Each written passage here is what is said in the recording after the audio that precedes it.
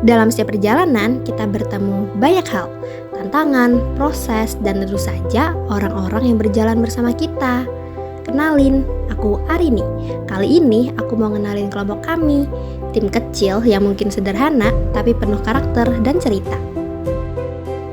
Yang pertama ada Julia Indriana, sosok yang kreatif dan selalu nemuin cara baru buat jelasin sesuatu. Kreativitas bukan soal pintar, tapi soal berani mencoba. Lalu ada Kafka Afifah Deniarsyah, lembut dalam sikap, teliti dalam pekerjaan. Detail kecil bisa menciptakan hasil yang besar. Berikutnya Kelvin Rasya Pamungkas, tenang, stabil, dan tak mudah goyah. Kekuatan sejati sering datang dari ketenangan, bukan dari suara yang keras. Selanjutnya Anjani Nurina Afifah Tiara, penuh energi dan selalu bawa suasana positif. Setiap langkah kecil adalah bagian dari perjalanan yang besar. Kemudian Abraham Tristan Maulana, disiplin dan bertanggung jawab dalam setiap hal yang ia sentuh. Kerja keras adalah bahasa universal menuju hasil yang terbaik. Berikutnya ada Aufa Muhammad Fatin, selalu ingin tahu dan selalu ingin belajar. Belajar bukan tentang seberapa cepat kita paham, tapi seberapa jauh kita mau melangkah. Nah, selanjutnya aku mau ngenalin diriku sendiri. Kenalin, aku Arini Maya Fauni. Mungkin belum sempurna, tapi selalu berusaha dan ngasih yang terbaik. Kualitas seseorang bukan diukur dari apa yang ia miliki, tapi dari apa yang ia berikan. Bersama, kami percaya bahwa kerjasama adalah kunci, saling melengkapi dan saling menguatkan, karena perjalanan yang paling indah adalah perjalanan yang ditempuh bersama. Dan di sini kami akan menjelaskan tentang sejarah Keraton Surakarta. Selamat menyaksikan!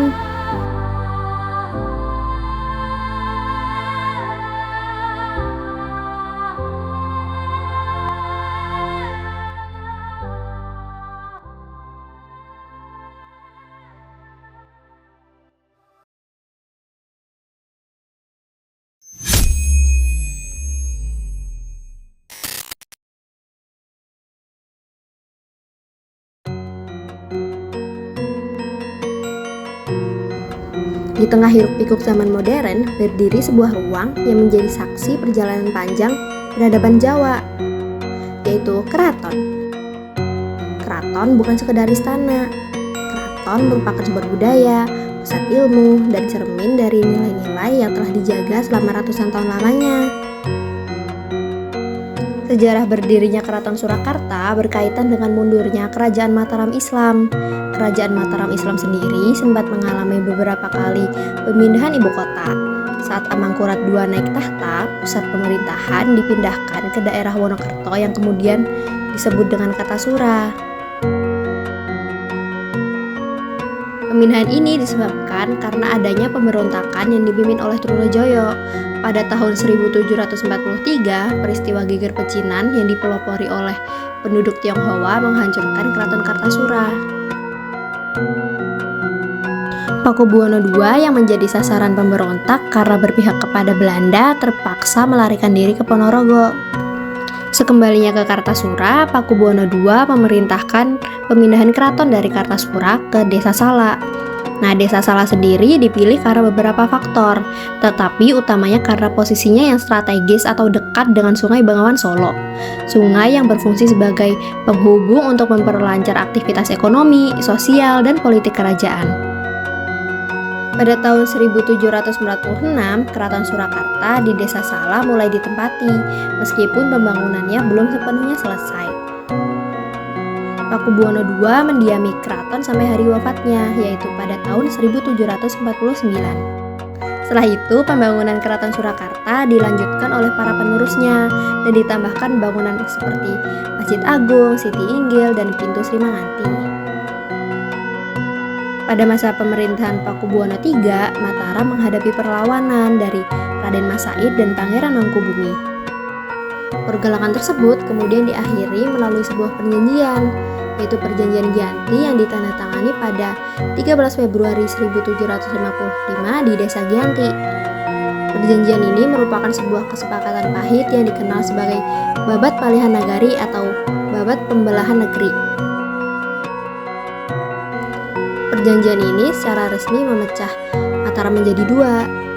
Di timur Sungai Opal tetap berdiri Keraton Kasunanan Surakarta Hadiningrat di bawah susuhunan Pakubuwono III. Sementara di sisi barat, Pangeran Mangkubumi diakui sebagai raja. Ia mendirikan sebuah kerajaan yang bernama Kasultanan Ngayogyakarta Hadiningrat dengan gelar agung Sultan Hamengkubuwono I. Perjanjian ini bukan sekedar batas wilayah. Melalui Perjanjian Jatisari, kedua keraton sepakat membedakan identitas, mulai dari tata busana, adat istiadat, hingga gaya tarian.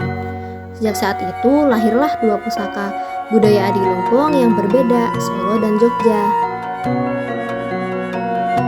Konflik yang terjadi baru berakhir sepenuhnya pada 2 tahun kemudian dengan Perjanjian Salatiga yang melahirkan pilar ketiga, yaitu Kadipaten Mangkunegaran. Apa itu Mangkunegaran? Kadipaten Mangkunegaran sendiri adalah sebuah kerajaan otonom yang didirikan pada tanggal 17 Maret 1757 melalui Perjanjian Salatiga oleh Raden Mas Said yang bergelar Mangkunegara I.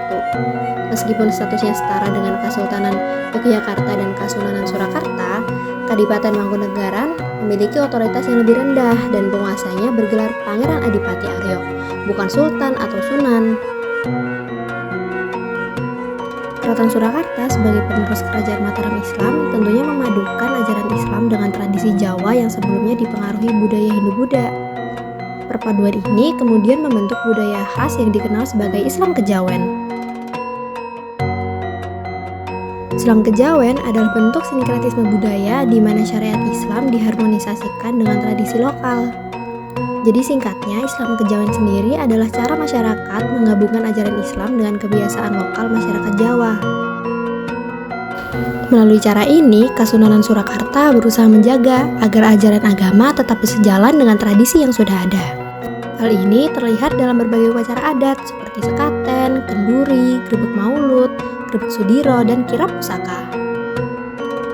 Nah, dari proses-proses tersebut terbentuklah identitas keagamaan yang unik dan menekankan hidup rukun.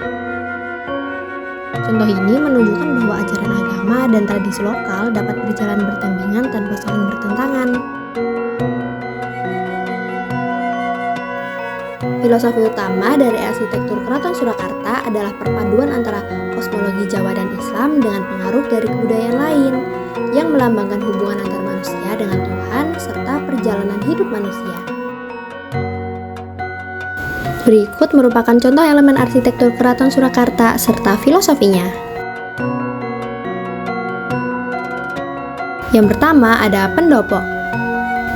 Pendopo sendiri dikenal sebagai simbol keterbukaan, kerukunan, dan tempat berkumpul. Terdapat 3 struktur utama pendopo seperti Sokoguru, Tumpang Sari, dan Umpak yang tentunya memiliki makna tersendiri. Yang kedua yaitu Sitinggil atau dalam bahasa Indonesia berarti tanah yang lebih tinggi. Sitinggil sendiri menunjukkan tingkatan spiritual yang lebih tinggi dan kedewasaan bagi raja. Bangunan ini secara filosofis mencerminkan karakter kuat dan bijaksana yang lebih cepat memaafkan kesalahan. Yang ketiga yaitu Bangsal Sewoko. Bangsal ini digunakan sebagai pusat pemerintahan dan tata pemerintahan. Bangsal ini juga digunakan sebagai tempat raja untuk berinteraksi dengan rakyat dan abdi dalamnya. Yang keempat yaitu Gerbang Kamandungan Lor. Gerbang ini memiliki warna biru. Pemilihan warna ini tentunya tidak dilakukan secara acak, melainkan karena warna biru dianggap sebagai pandangannya luas dan sifat pemaaf. Nah, yang terakhir yaitu alun-alun utara menuju ke Daton, yang menggambarkan perjalanan hidup manusia dari lahir hingga kembali kepada Tuhan, atau dalam bahasa Jawa berbunyi Sangkan Paraning Dumadi.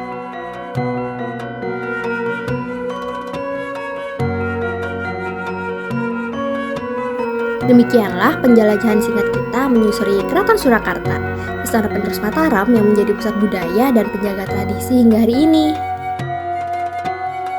keraton mengingatkan kita bahwa warisan leluhur bukan hanya cerita masa lalu, melainkan jembatan antar generasi yang mengajarkan tata krama, harmoni, dan falsafah hidup. Semoga dengan adanya perjalanan ini menumbuhkan kecintaan dan kepedulian kita terhadap budaya Jawa yang luhur. Terima kasih sudah mengikuti hingga akhir. Mugi budaya lestari, warisan luhur tansah kaesti ngantos salaminipun.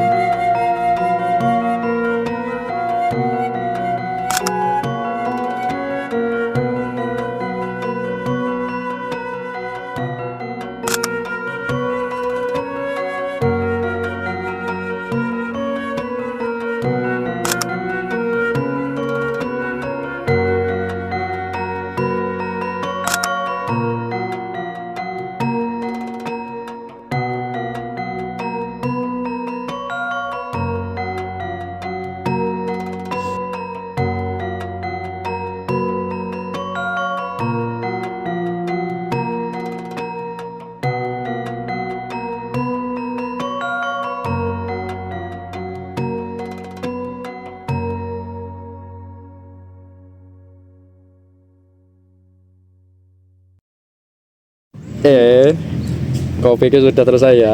Belum. Apa kata-kata dari kita, kawan? Yo, Kafka. Ayo, apa kata-katanya? Keraton jangan dilupakan, guys. Jangan dilupakan, guys. Kata-kata dari Mas Kevin. Mas Kevin, apa kata-katanya? Wong Jawa jalali Jawa nih. Oh, Jawa jalali Jawa nih. Kayak ngono lele. Oke, kata-kata dari saya singkat saja, jelas saja. Kalau siapa lagi yang bisa melestarikan budaya kita kalau bukan diri kita sendiri? Ingatlah, budaya harus dilestarikan. Kalau bukan kita yang menjaga, siapa lagi? Itu saja kata-kata dari kita. Wassalamualaikum warahmatullahi wabarakatuh. Waalaikumsalam warahmatullahi wabarakatuh. Dadah.